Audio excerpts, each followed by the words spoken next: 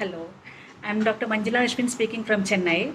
I have been practicing predictive homeopathy since 2 decades, and I have been seeing the right direction of cure in my clinic day in and day out. That is the Herring's law of cure, and also the reversal of the defense mechanisms from the most destructive to the constructive, the inflammatory, and finally the complete cure in almost every case.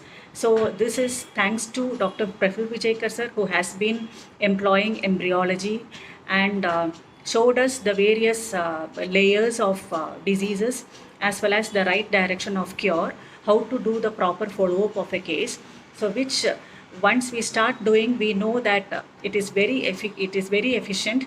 A single simple dose is enough to cure a complete case, whether it is an acute case or a chronic case or an autoimmune or a genetic mutation. We have been seeing this day in and day out in our clinics. Thanks to say we are having a good successful practice at Chennai, and I wish all the best for the youngsters, for the junior doctors, to show miracles every day in your clinics, and I earnestly wish that you all practice the right homeopathy. Thank you.